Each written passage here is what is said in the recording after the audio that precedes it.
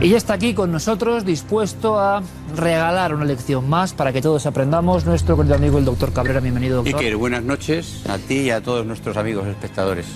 Que se van a sorprender una vez más. Fantástico lo que tenemos aquí. Acabamos de ver una crónica de la Galicia eterna, más que profunda, eterna, del miedo a la rabia. Antes de detallar algunas cosas asombrosas que tienes aquí, vais a hacer una lección de historia de la medicina sorprendente. Claro, es que la rabia, cuidado cómo era tratada la rabia, qué conceptos sociológico y de maldición tenía encima. Bueno, de hecho, aún cuando hoy un niño es travieso le llamamos está rabioso.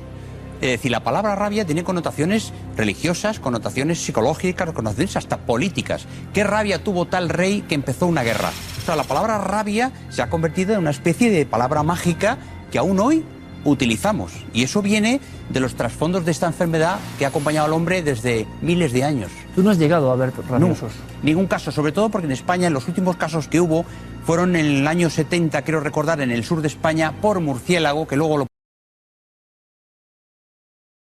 podemos hablar, y se aíslan automáticamente. Hay que vacunarles de inmediato, antes la gente se moría, como luego hablaremos, pero en estos casos de rabia silvestre, por murciélago, se aíslan y es muy difícil ver un caso de rabia. ¿Había muchos muertos en España? En estos ataques, 15 personas, ¿había muertos en España de rabia? Hasta el siglo XIX hubo muchos casos. No era una epidemia como la peste o como la viruela, porque claro, como dependía, como ya saben los espectadores, y hoy vamos a explicar aquí, de perros que te mordían, no era por el aire. Es decir, yo no puedo pasar la rabia a otro por el aire. Pues había 15, 20, 100, cuando sobre todo los perros, por ejemplo, o lobos o coyotes aquí no, porque no es el animal de nuestra zona, mordían a las personas en los pueblos. Pero una cosa más, doctor, ¿cómo era el comportamiento del rabioso? Es decir, ¿por qué hemos visto ese temor casi atávico de dejar o arrojar ajos, casi conexiones con el vampirismo? O sea, ¿cómo se comportaba el rabioso? Porque hay mucha literatura sobre eso, pero realmente... La rabia, para que la gente lo tenga claro, es una enfermedad en la cual el cerebro se inflama, es una encefalitis que produce un virus que destroza el cerebro. Por lo tanto, el que tiene la rabia se muere en el 100% de los casos. No se salvaba nadie. Y hasta que moría la persona entre atroces convulsiones, cambiaba su conducta. Empezaba a correr, agredía a los otros, no podía abrir la boca, con lo cual parecía que tenía miedo al agua y le llamaban hidrofóbico, es decir, fobia al agua, insultaba. Era un poseído, y muchos de estos poseídos acabaron en la Inquisición, en las hogueras, o se les ataba en un palo hasta que se murieran. O sea, luego lo podemos ver. Esto no había otra historia. Y además miedo a que ese rabioso contagiara a otras personas. Porque por la acción de ese rabioso mordiendo podía trasladar ese virus. Perfectamente, porque y lo el virus, hacían los rabiosos. Lo hacían porque si tú ibas a coger a un rabioso, ¿cómo se defendía? El rabioso, enfermedad de rabia, mordiéndote. Y con esa mordedura, y además tenía una fuerza sobrehumana. Porque en esa encefalitis la fuerza del sujeto es tan grande que, claro, de ahí vienen las famosas leyendas de que al que mordía un lobo se convertía en un hombre lobo, porque tenía tanta fuerza que había que sujetarle entre 5 o 6 hombres. La fuerza, doctor, que son todos los elementos clásicos, curiosamente, de los supuestos poseídos. Perfectamente. De repente tienen un sansonismo que eso es, todo, ¿no? Correctamente. Ahí hay muchas leyendas de hombres lobos por la mordedura de un lobo o de un perro salvaje. Doctor, pues te escuchamos muy atentamente. Este es tu universo antiguo y universo más moderno, aunque parezca mentira. Vamos, ¿por dónde empezamos? Pues mira, vamos a empezar casi desde nuestra derecha hacia lo último y lo más moderno, para que la gente entienda lo que es la rabia desde los tiempos más antiguos. Pero quería decir ante todos una cosa muy interesante. La rabia la transmite un virus, no una bacteria. Un virus como si fuera de la gripe. Y la palabra virus, que es latina, la pusieron los latinos para el veneno que producía la rabia. Es decir, hoy la palabra virus que usamos para todos los virus del ébola, para el virus de la gripe, el del SIDA, etcétera, viene de ahí, de la ponzoña de los animales que contagiaban. Empezando de este lado hacia allá, pues tenemos en principio las cosas que tenía la naturaleza. Había dos opciones. O bien utilizar plantas, aquí tenemos un mortero, con plantas, con estas plantas y con líquidos de todos los tipos, sobre todo agua o leche, se hacían cataplasmas. ¿Qué es una cataplasma? Pues lo que es un parche que se ponían en los riñones nuestros abuelos, y esa cataplasma se pegaba en la piel y por ahí se chupaban las plantas estas sedantes, sobre todo plantas sedantes. O sea, muy ancestral, pero había una especie de idea lógica. Correcto. Que sanaba o que, si no sanar, mitigaba un poco. De las plantas han salido todos nuestros medicamentos. El vino, tenemos aquí un ejemplo. Es decir, el vino era como una especie de antídoto universal para todo. No solo porque el vino era sedante, el vino te daba calor, el vino daba calorías, sino que es que el vino en alguna medida era un anestésico, era un relajante, era un hipnótico y era una medida. Y luego estaba lo religioso. Nosotros hemos puesto aquí una cruz, pero antes que la cruz cristiana, los egipcios, los indios, los hindús, en Mesopotamia tenían otros símbolos religiosos. Si la rabia era una cosa maligna, porque no se sabía de dónde procedía, había que aplicar la cruz. De aquí la cruz contra los vampiros, esa famosa leyenda de que si hay un vampiro hay que poner la cruz. Por lo tanto, la cruz es todo lo religioso de la enfermedad maligna, junto con lo que es científico. Plantas, líquidos, alcohol, etcétera. Esa división continuará durante el tiempo, ¿no? Correcto. Conviviendo la cuestión sociológica de la rabia y el intento de la ciencia de llegar a una solución. Siempre. Y tenemos ahí más artefactos Claro. que nos sorprenden. Estamos en Roma, y en Roma Galeno sabía perfectamente que al final un perro mordía. Y si un perro mordía y echaba un veneno, que era la ponzoña, el veneno del perro, había que sacar ese veneno. ¿Y qué usaban los romanos? Los romanos usaban básicamente ventosas. Los romanos usaban ventosas de cristal, ventosas de metal o ventosas con un cuerno. Es decir, cogían un cuerno, le cortaban la punta y entonces por la punta apoyaban en la herida donde estaba la mordedura, chupaban y chupaban el veneno. O sea, era una forma de chupar el veneno. Lo acabo de aprender, ¿eh? Sí, o sea, sí. el cuerno Era la primera ventosa fue que la hubo. primera ventosa. Sí, pero es que hay más. Si el cuerno lo quemas y lo conviertes en carbón, este carbón es absorbente. Lo pones encima de una herida y chupa inmediatamente el veneno. En África hoy, mucha gente sobrevive a una mordedura de una víbora o de un áspid con el cuerno quemado. Es un antídoto que chupa la herida, el veneno. Impresionante. En este mundo de cosas, la baba del perro rabioso, que hemos puesto aquí una muestra, el líquido que ese perro echaba, se suponía que si la tomaba una persona sana, la podía inmunizar. Y estos son los antecedentes de la vacuna. Se tomaba la baba del perro. Claro, ¿por qué? Porque la baba del perro ya tenía virus, pero no tenía virus en la cantidad como para matarte. Y sí para inmunizarte. Una vacuna mucho antes de las vacunas. En los tiempos romanos que se traslada hasta la Edad Media.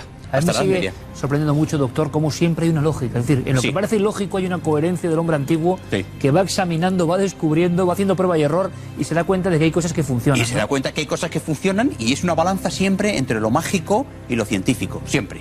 Proseguimos. Seguimos y naturalmente cuando no se sabía qué hacer, se ataba al rabioso. Y se le ataba a un poste o a un árbol con cuerdas de esparto y se le dejaba morir. Es increíble esto. Terrible. Pero esto en la Edad Media. O sea, hace 500 años. Se le ataba y se le dejaba morir. Y punto final, porque no había otra opción. No había otra Siempre opción. para evitar la propagación del virus. Claro, porque se sabía a ciencia cierta que esta persona, lógicamente, podía contagiar el virus. De igual manera que se les quemaba en la Inquisición. Si seguimos avanzando, llegamos al cauterio. El cauterio, que aún se usa hoy en cirugía, es fuego en un metal y esto al aplicarse en la herida, lógicamente cicatrizas la herida y matan los virus. Los virus están en la herida. Por lo tanto, ellos instintivamente sabían que el calor mataba lo que ahí fuera. Y este es el cauterio, que es un círculo, en aquellos tiempos se llamaba el círculo de San Humberto, porque San Humberto era el monje de la Edad Media, que era el patrón de los cazadores, de los animales del campo. El círculo de San, De San Humberto. Y se ponía el círculo en las jambas de las puertas para que al entrar en casa lo tocaras y esa casa no entraba la rabia. Cosas, Bueno, o estamos sea, la siglo conexión, XVI. claro, pero la conexión de pronto con una cosa que anda ahí navegando entre el bien y el mal y que uno por si acaso puede conjurarla, ¿no? Efectivamente, son cosas que es entre lo místico y lo litúrgico. Y luego, si seguimos avanzando, cosas curiosas, curiosísimas, como por ejemplo los estiletes y los punzones con los cuales se cortaba la lengua o frenillo de los animales rabiosos, porque se pensaba que eran unos gusanitos que había debajo de la lengua de los perros rabiosos, y si cortabas el frenillo del perro, esos gusanos saldrían y el perro ya estaría curado y no podría contagiar de rabia. O sea, se molestaban en ir detrás de los perros Sí, señor. y hacer esta mínima operación. Esto hasta el siglo XVIII. Esto se hizo, Iker, hasta el siglo XVIII. Los animales les cortaban el frenillo y era una forma de protegerse contra la rabia. Ya están determinando que hay una cosa muy pequeñita que está provocando todo eso. No saben qué No es. es el perro como un animal maligno. No, no. Para ellos en aquel momento, poseído, variado su comportamiento, sino que ya hay algo que buscar. Vamos acotando el terreno, Claro. ¿no? Algo muy pequeño dentro de ese perro. Están buscando cosas y lo hacen a ciegas, en una habitación oscura. A ciegas como, por ejemplo, utilizar las sanguijuelas que tenemos aquí. Es decir, las sanguijuelas son unos animalitos que todo el mundo sabe que chupan la sangre. ¿Por qué? Porque si se chupa la sangre, ese corazón de esa persona enferma tiene menos trabajo. Y aunque al final se moría, ese corazón, al tener menos sangre el organismo, latía mejor. Y podía defenderse, igual que las sangrías. Se hacían sangrías, todo el mundo lo sabe, para que el corazón lata mejor. Hasta hace bien poco, ¿no? La sangría, perdona, aún hoy algunos médicos homeopáticos y otros que no lo son recomiendan hacer sangrías. De hecho, las transfusiones de sangre valen no solo para el que recibe la sangre, sino para el que la da. Seguimos avanzando en este muestrario y tenemos ya cosas inverosímiles. En este cuenco nos han preparado una lezna, que es una aguja grande, como de zapatero, en la cual se enhebraba un hilo de la estola de San Humberto. Es decir, había, como San Humberto era el santo medieval, que era el patrón de los cazadores, en esa estola se sacaba un hilo y con esta lezna y con este hilo se metía en la frente del enfermo de rabia, se sacaba por el otro lado y se dejaba un trozo de hilo dentro de la frente. No me lo puedo creer, Claro, doctor.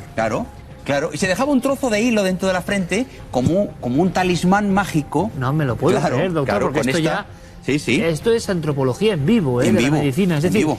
y entonces el rabioso era la marca del rabioso. La marca del rabioso, y quedaba siempre una huella. Si el rabioso sobrevivía, que algunos sobrevivían, tenían una marca en la frente de que se les había introducido un trozo de hilo de la estola de San Humberto. Pero claro, me estoy imaginando que era un poco también San Benito, ¿no? Al mismo tiempo.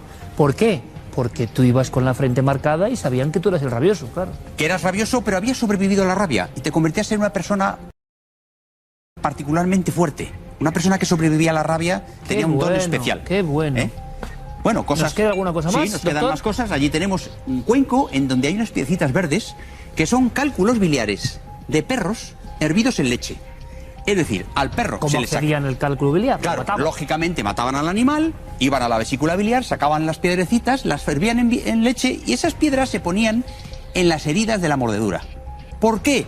Pues porque ellos creían que de alguna manera ahí había un algo que protegía a esa persona de ese no se sabe qué que iba a matar a la persona. Las piedras lunares o piedras de la rabia. Piedras lunares o piedras de la rabia. Se llamaban así. Y esto duró... Y esto se utilizó mucho en Estados Unidos en el siglo XVIII, sobre todo en Norteamérica. No sé si venía de los apaches o de los sioux que lo usaban.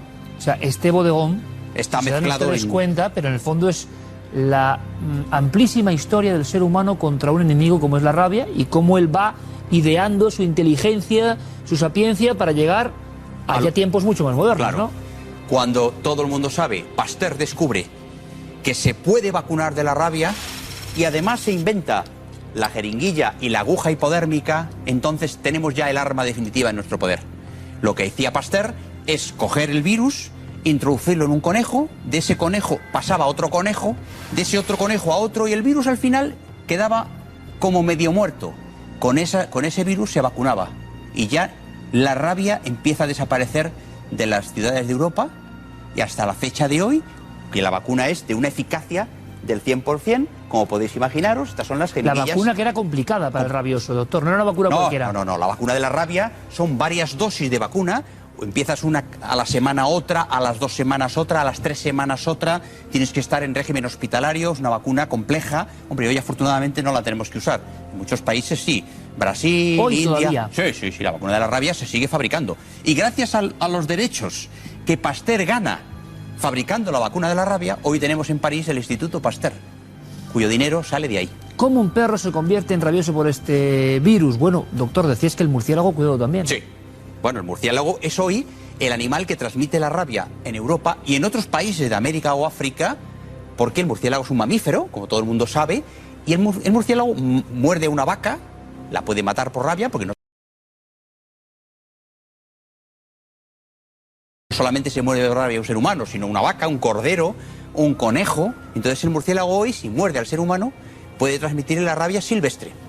En los últimos 30 años no ha habido brotes de rabia en España. No, en los últimos 30 años, que sepamos a ciencia cierta, el último fue en los años 70, 1970, fue un caso especialmente raro, que no se sabe si vino ya de África, pero no ha vuelto en España y Europa en general.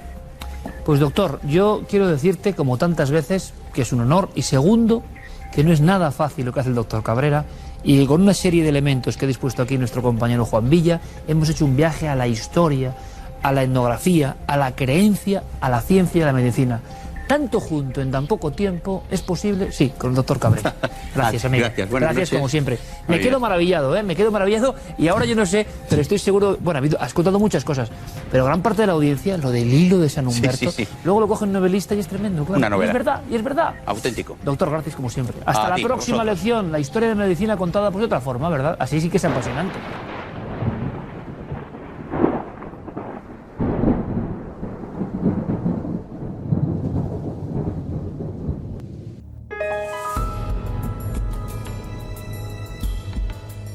A lo largo de la andadura de cuarto milenio, en diversas ocasiones se ha tratado el tema de los fenómenos paranormales en edificios y sedes oficiales. Es posible que la preferencia de esta fenomenología por los centros administrativos no sea casual, ya que la mayor parte de las veces se trata de antiguos palacios o construcciones rehabilitadas, donde el paso de los siglos parece haber dejado tras de sí algo más que historia.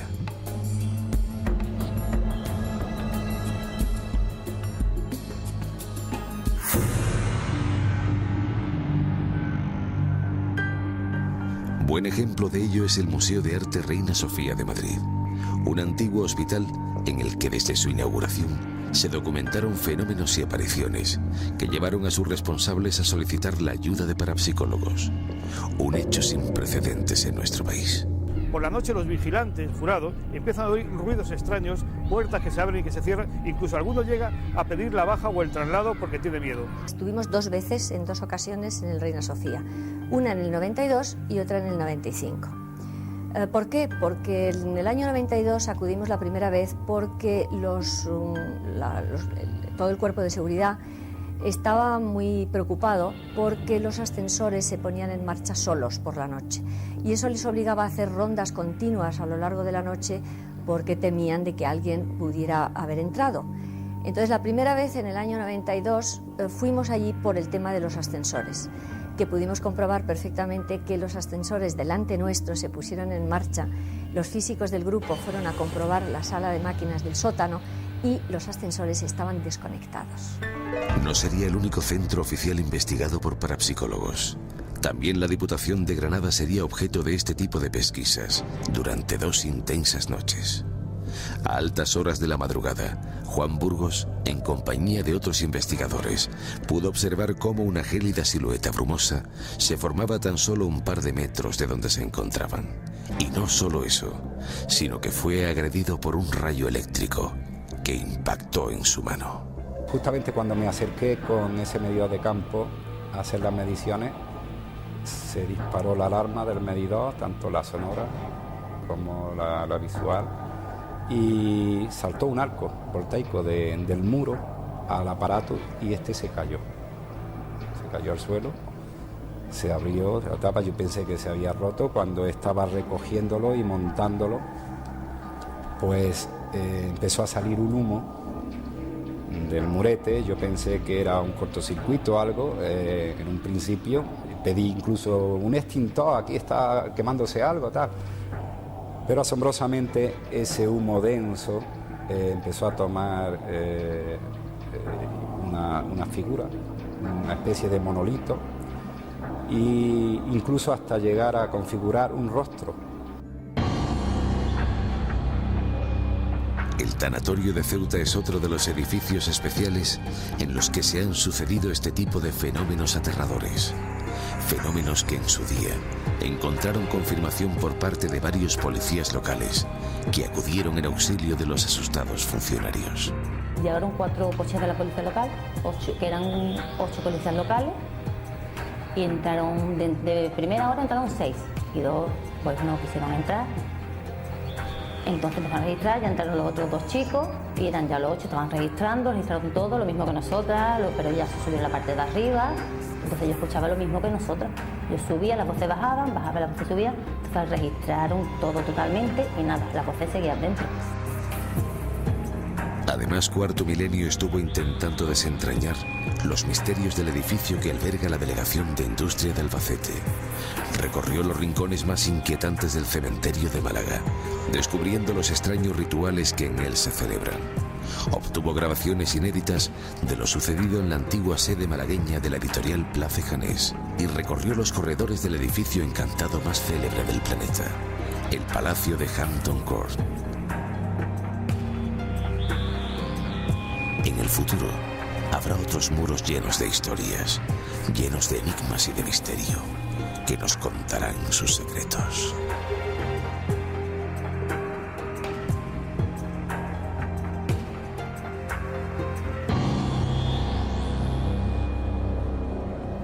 Nuestro equipo ha recorrido muchos de estos lugares oficiales en busca del misterio, consciente siempre de que este vuelve a ocurrir. Siempre hay una nueva oportunidad. En esta ocasión en Valencia. Juan Jesús Vallejo, buenas noches, compañero. Buenas noches, Iker, ¿cómo estás? Tenemos también con nosotros a Javier Jimeno, escritor, autor de Conjuro para la Eternidad, para comprender por qué está también en la mesa de Cuarto Milenio. Y tenemos a Javier Martínez, del periódico Las Provincias. Javier, buenas noches. Buenas noches. ¿Puedes enseñar un poco a cámara ese reportaje que creo que ha dado que hablar como pocos en los últimos años en Valencia? Dice el fantasma del Palau. Fenómenos extraños, reales, vamos a descubrirlo. La crónica de esta historia comienza así.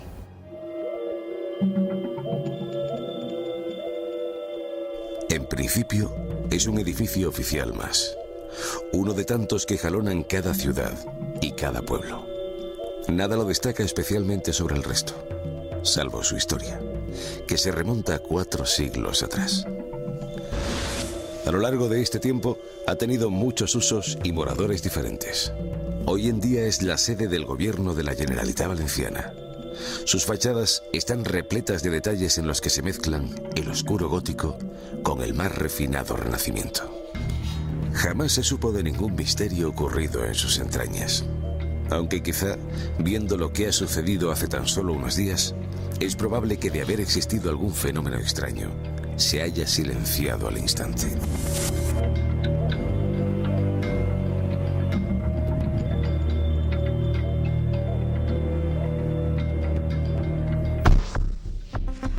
A principios de junio de este año, justo antes de la visita del Papa Benedicto XVI a Valencia, las cámaras de seguridad pudieron grabar 2 fenómenos extraños que hasta ahora no han tenido explicación convincente.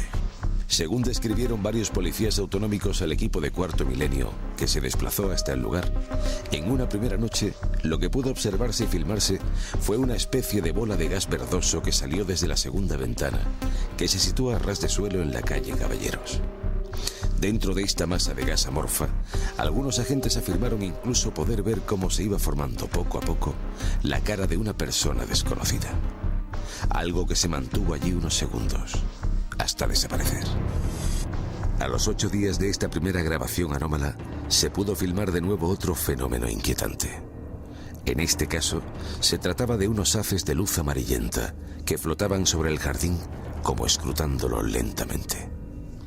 En un principio, la Generalitat Valenciana negó que tales hechos fuesen ciertos, hasta que la gran cantidad de testigos que vieron las imágenes en los monitores de seguridad provocó que desde Presidencia se confirmara la existencia de dichas grabaciones. Unas grabaciones que oficialmente fueron destruidas este mismo verano. Unas escenas silenciosas, en mitad de la noche, que han avivado la polémica y que ya serán para siempre un misterio silenciado.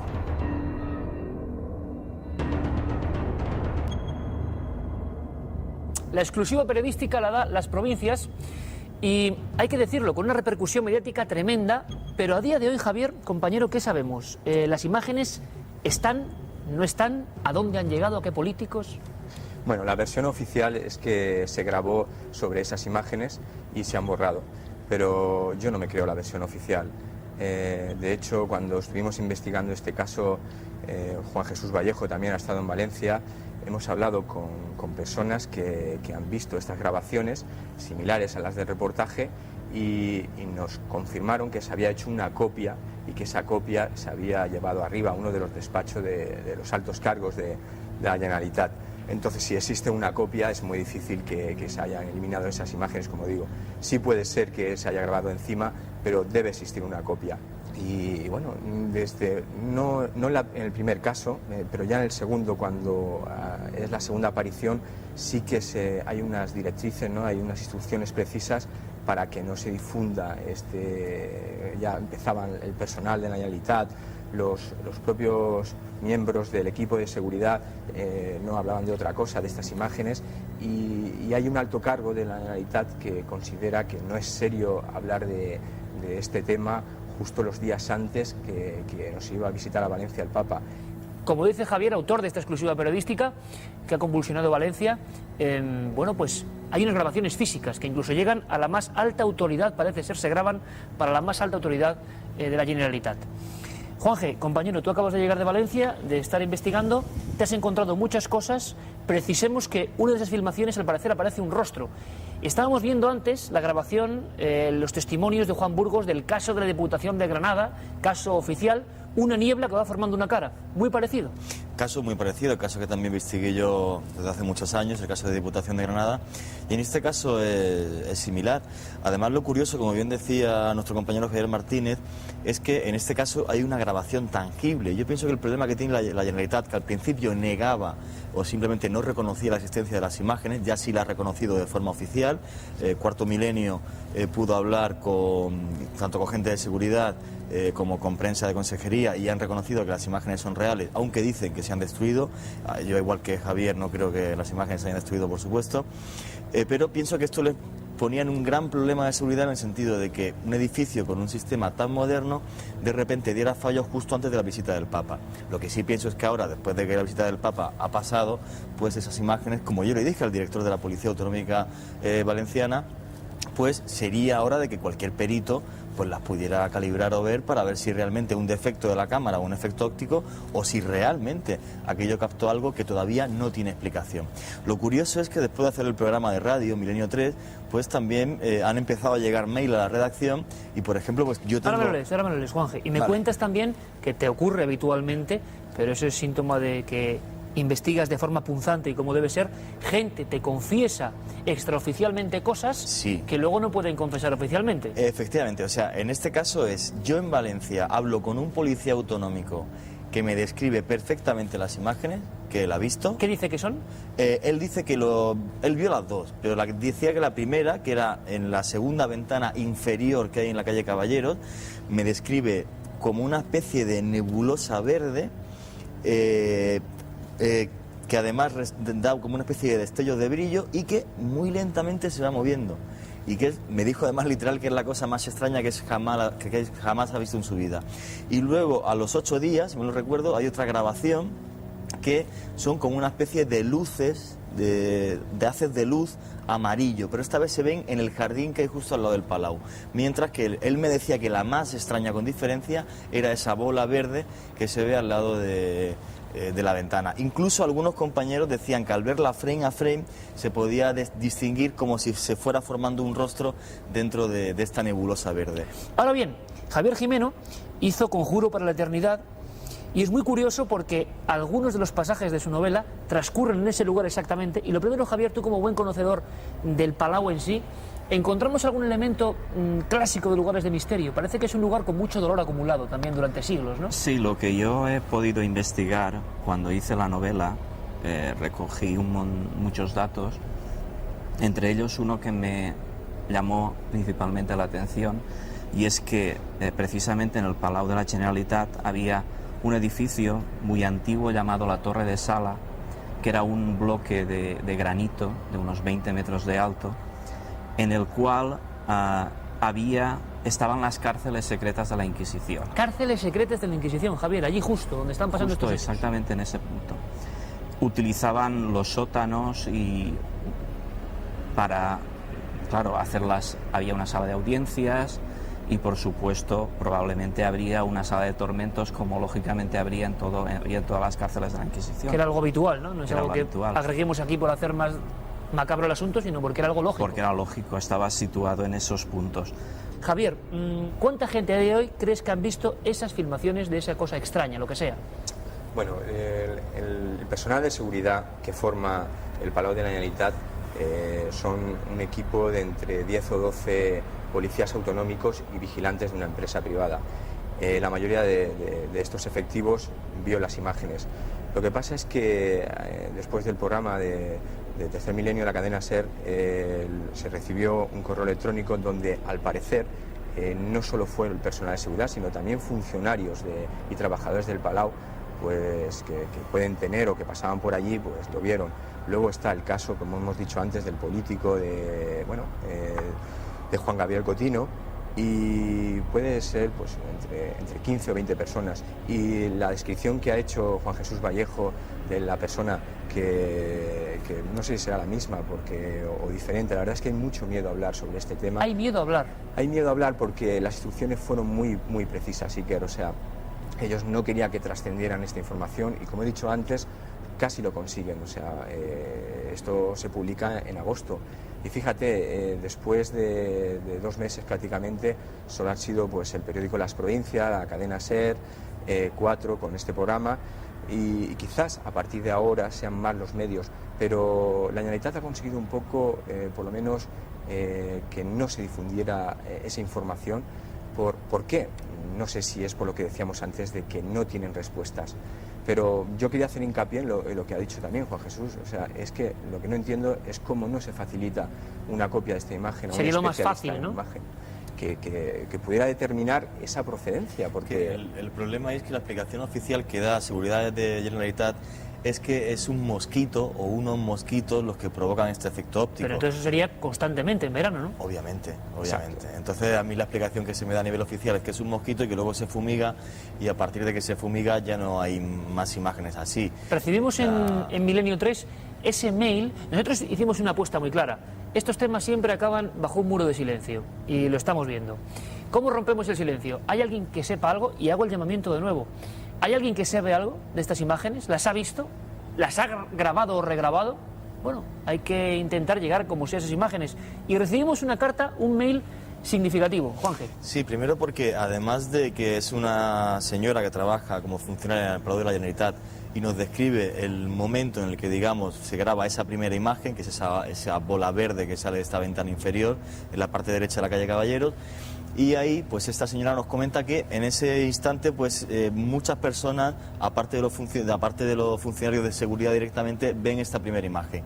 Hasta que la cinta o esta copia de la cinta pasa a Presidencia y al señor Cotino, exactamente igual que describe Javier en su artículo. Y en ese momento es cuando se dice que las bocas tienen que estar selladas porque el Papa está a punto de llegar, el rey, y no se puede hablar de este tipo de temas. A los pocos días se graba la segunda imagen anómala y posiblemente esto preocupó seriamente a los responsables de seguridad del Palau.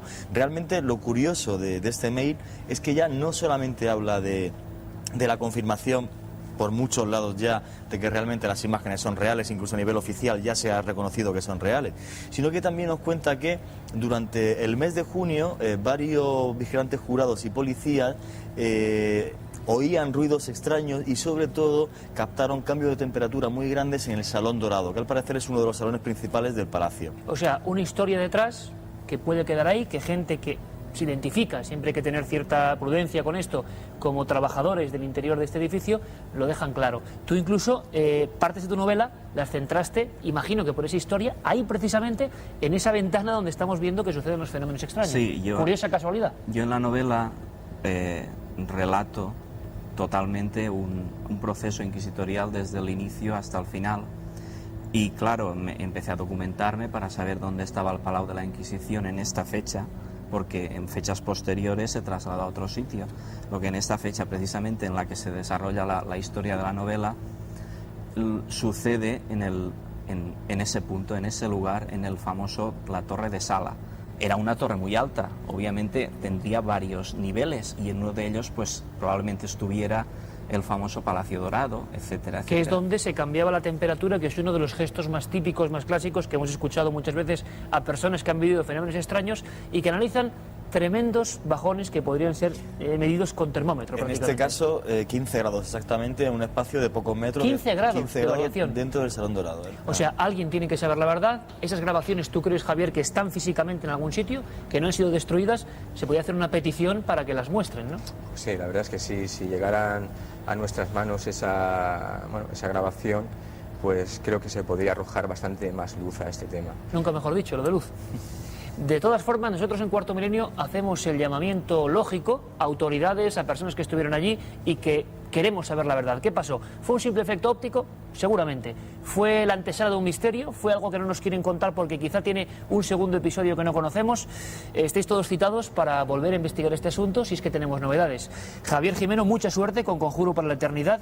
La casualidad no existe y tú centrabas tu historia precisamente en ese ventanuco. En ese ventanuco donde yo pienso, bueno, por lo que he investigado, en esos sótanos era donde estaban las cárceles y donde estaba la sala de tormentos, en esos sótanos. Precisamente ahí.